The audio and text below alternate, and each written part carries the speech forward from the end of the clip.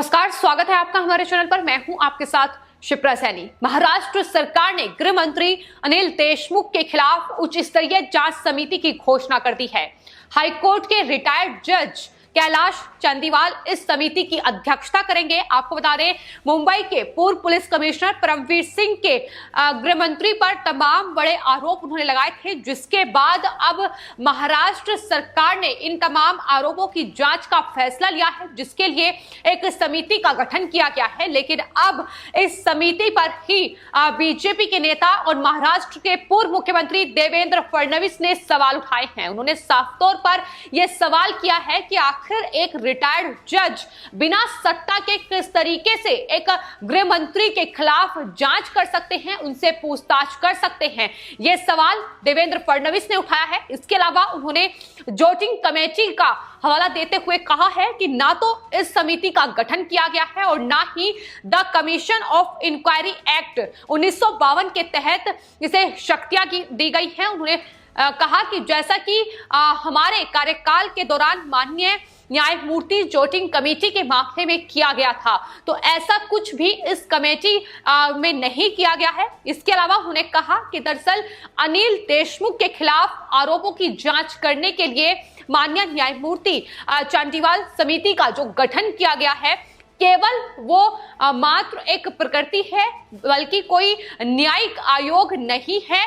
यानी देवेंद्र फडणवीस को कोई भी न्याय की उम्मीद इस समिति से नजर नहीं आ रही है। जिस तरीके से हाईकोर्ट के एक रिटायर्ड जज कैलाश चंदीवाल को इस समिति की अध्यक्षता सौंपी गई है, तो जाहिर तौर पर अब सवाल लगातार उठ रहे हैं। चूंकि उद्धव ठाकरे मुख्यमंत्री जो महाराष्ट्र के हैं, उन्होंने ही इस समिति का गठन करने का फैसला किया है। ऐसे में लगातार बीजेपी अब यही सवाल दाग रही है कि आखिर एक राज्य सरकार की कमेटी ही अपने गृह मंत्री के खिलाफ कैसे निष्पक्ष जांच कर सकती है। ये सवाल लगातार उठ रहे हैं।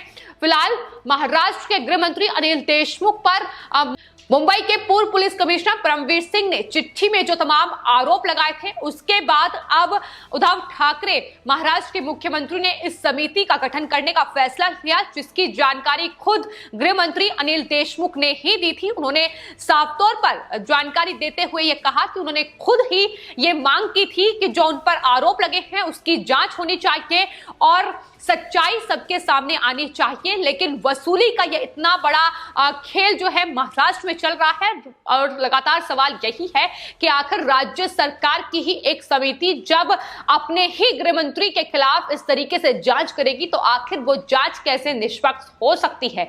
यही सवाल लगातार इस पूरे मामले में बना हुआ है। लेकिन आपको बता दें, जो समिति का गठन किया गया है हाईकोर्ट के रिटायर्ड जज कैलाश चंदीवाल की निगरानी में, ये जो आयोग है ये 6 महीने में अपनी रिपोर्ट सरकार को सौंपेगा। आयोग महाराष्ट्र के गृह मंत्री अनिल देशमुख के खिलाफ वसूली के जो आरोप हैं उसकी जांच करने के लिए बनाया गया है। जाहिर तौर पर बीजेपी की ओर से महाराष्ट्र के पूर्व मुख्यमंत्री देवेंद्र फडणवीस की ओर से लगातार मांग ये की जा रही है कि अनिल देशमुख पर वसूली के जो बड़े आरोप लगे हैं और जिस तरीके से वसूली का रैकेट अलग अलग विभाग में महाराष्ट्र में सामने आ रहा है, उसको लेकर सीबीआई जांच होनी चाहिए, उसको लेकर ईडी की जांच होनी चाहिए कि आखिर ये जो वसूली का पैसा है ये कहां और किसके पास सरकार में पहुंच रहा था, इसकी जांच होनी बेहद जरूरी है। और वहीं गृह मंत्री अनिल देशमुख पर जो तमाम बड़े आरोप लगे हैं कि वसूली का जो टारगेट सचिन वाजे जैसे अधिकारी को दिया गया था, आखिर उसमें कितनी सच्चाई है,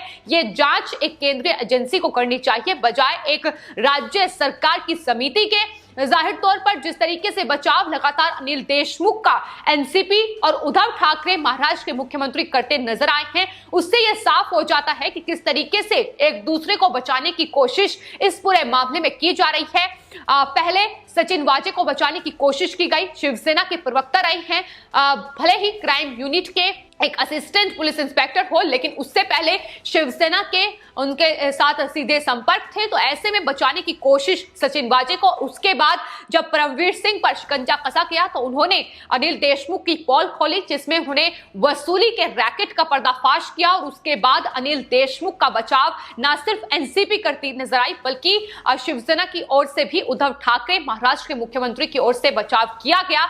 लेकिन अब जिस तरीके से लगातार अनिल देशमुख देशमुख इस पूरे खेल में फंसते नजर आ रहे हैं। लगातार सामना की जगह अब संजय राउत खासतौर पर अनिल देशमुख पर सवाल उठा रहे हैं। उन्होंने साफ तौर पर वसूली को लेकर यह कहा है कि अगर महाराष्ट्र में जो पुलिस अफसर हैं वो इस तरीके से वसूली कर रहे थे तो ऐसा नहीं हो सकता है कि अनिल देशमुख को इस बात की जानकारी नहीं थी। एक accidental home minister Anil Deshmukh को संजय राउत की तरफ से करार दिया गया। तो ये तमाम चीजें हैं जो इस पूरे मामले में कहीं ना कहीं अब जांच अनिल देशमुख की होनी चाहिए और उसको लेकर ही ये नया पैंतरा महाराष्ट्र सरकार ने अपनाया है, जो कि उद्धव ठाकरे सरकार ने ही इस समिति का गठन किया है। इसकी अध्यक्षता एक हाईकोर्ट के रिटायर्ड जज को सौंपी है।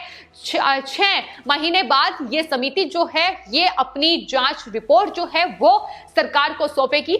हालांकि ये पूरा खेल लंबे वक्त का है, लेकिन फिलहाल जितने बड़े आरोप अनिल देशमुख और महाराष्ट्र सरकार पर लग रहे हैं वो लगातार महाविकास आघाड़ी सरकार के लिए मुसीबत का काम करते नजर आ रहे हैं। फिलहाल उद्धव ठाकरे महाराष्ट्र के मुख्यमंत्री जिन्होंने इस समिति का गठन किया है उसको लेकर अब सवाल उठा दिए हैं। इसको लेकर देवेंद्र फडणवीस ने यह साफ तौर पर कहा है कि यह समिति जो गठन किया गया है जिस समिति का वो सिर्फ एक धूल मात्र है। जिस तरीके से ये पूरा मामला बेहद गंभीर है, लेकिन उद्धव ठाकरे सरकार इस पूरे मामले को गंभीरता से लेती नजर नहीं आ रही है। जाहिर तौर पर जिस तरीके से बयान लगातार शिवसेना, एनसीपी, कांग्रेस पार्टी के नेताओं के सामने आ रहे हैं वो ये बता रहे हैं कि किस तरीके से महाविकास आघाड़ी सरकार सिर्फ चल रही है, कोई भी मामला गंभीरता से नहीं लिया जा रहा है, कोई भी बयान जो है वो गंभीरता से नहीं दिया जा रहा है। फिर चाहे बात संजय राउत के बयान की जाए या संजय निरुपम के बयान की जाए, शरद पवार से लेकर तमाम लोग सिर्फ और सिर्फ झूठ बोलते ही इस पूरे मामले में नजर आए हैं। सचिन वाजे का बचाव, उसके बाद परमवीर सिंह की चिट्ठी में जो बड़े आरोप अनिल देशमुख पर लगे उसको लेकर भी लगातार शरद पवार की ओर से झूठ बोला गया। किस तरीके से तमाम आरोपों को सिरे से खारिज करते हुए बेबुनियाद तरीके से बीजेपी को घेरने की कोशिश की गई, लेकिन बीजेपी के तमाम नेता इस पूरे मामले को लेकर लगातार हमलावर शिवसेना और खासतौर पर एनसीपी पर नजर आ रही हैं। फिर चाहे बात एंटीलिया विस्फोटक केस में खुलासों की जाए या फिर जिस तरीके से सचिन वाजे पर एनआईए का शिकंजा कसा गया है, तमाम अहम सबूत हाथ लग रहे हैं एनआईए के। उसके बाद परमवीर सिंह की चिट्ठी सामने आई और रश्मि शुक्ला जो कि इंटेलिजेंस की कमिश्नर रही है उनकी जो रिपोर्ट थी वो सामने आई। तो ये तमाम अहम चीजें हैं जो एंटीलिया विस्फोटक केस के बाद सामने आई है, जिसको लेकर बीजेपी के तमाम नेता देवेंद्र फडणवीस हो, राम कदम हो या फिर किरीट सोमैया हो, ये तमाम नेता पुरजोर तरीके से शिवसेना पर नजर आए हैं। और जिस तरीके से शिवसेना अभी भी उद्धव ठाकरे सरकार इस पूरे मामले में उनका जो नजरिया है वो कहीं ना कहीं ये बता रहा है कि किस तरीके से सिर्फ और सिर्फ अनिल देशमुख का बचाव हो रहा है। एक फॉर्मेलिटी पूरी की जा रही है, इस जांच समिति का गठन कर दिया गया है। वहीं बीजेपी की ओर से मांग ये की जा रही है कि अनिल देशमुख का इस्तीफा होना चाहिए, उन्हें इस्तीफा देना चाहिए। जिस तरीके से वसूली का ये बड़ा रैकेट महाराष्ट्र में चल रहा था और न सिर्फ परमवीर सिंह की चिट्ठी में यह खुलासा हुआ है बल्कि इसके अलावा भी कई पुलिस अधिकारी ऐसे सामने आए हैं जिन्होंने इस पूरे वसूली रैकेट का पर्दाफाश किया है। फिर चाहे उसमें इंटेलिजेंस कमिश्नर रश्मि शुक्ला हो, उनकी रिपोर्ट हो या फिर डीजीआई सुबोध जायसवाल हो, ये तमाम वो अधिकारी हैं जिन्होंने महाराष्ट्र सरकार, शिवसेना, उद्धव ठाकरे सरकार को लेकर बड़े खुलासे किए हैं। फिलहाल रैकेट जो वसूली का है उसको लेकर बड़ा खुलासा होना बाकी है। आखिर वसूली का ये अगर रैकेट महाराष्ट्र में चल रहा था तो कौन से बड़े नेता इस पूरे वसूली के खेल में शामिल हैं, किस नेता के पास कितना पैसा पहुंच रहा था, इसकी जांच होनी बेहद जरूरी है। और यही वजह है कि न सिर्फ लगातार जो महाराष्ट्र की जनता है वो ये मांग कर रही है बल्कि देवेंद्र फडणवीस महाराष्ट्र के पूर्व मुख्यमंत्री शुरू से ही इस पूरे मामले को लेकर महाराष्ट्र में महाविकास आघाड़ी सरकार पर हमलावर नजर आए हैं। लगातार सीबीआई जांच से लेकर अनिल देशमुख के इस्तीफे की मांग, यहां तक कि उद्धव ठाकरे से भी मुख्यमंत्री का पद छीनने की मांग उनकी तरफ से की गई है। जिस तरीके से यह वसूली के रैकेट का पर्दाफाश महाराष्ट्र में हुआ है, तो जाहिर तौर पर जो खेल अब महाविकास आघाड़ी सरकार के द्वारा महाराष्ट्र में खेला जा रहा है, एक दूसरे के जो कारनामे हैं, जो करतूत हैं, उन्हें छिपाने की पुरजोर कोशिश लगातार एनसीपी के द्वारा शिवसेना के नेताओं को बचाने की कोशिश और शिवसेना के द्वारा एनसीपी के नेताओं के कारनामों पर पर्दा डालने की कोशिश हर रोज की जा रही है। लेकिन इस बीच संजय राउत एक अकेले ऐसे नेता हैं जो हर रोज कहीं ना कहीं अपनी ही पार्टी की मुसीबतें बढ़ाते नजर आ रहे हैं। लगातार अनिल देशमुख पर निशाना उनके द्वारा साधा जा रहा है और कहीं ना कहीं उद्धव ठाकरे जो हैं उनकी चुप्पी, उसको लेकर भी लगातार सवाल उठ रहे हैं। लेकिन फिलहाल एंटीलिया विस्फोटक केस में एक तरफ एनआईए की जांच का दायरा है जो हर रोज बढ़ रहा है।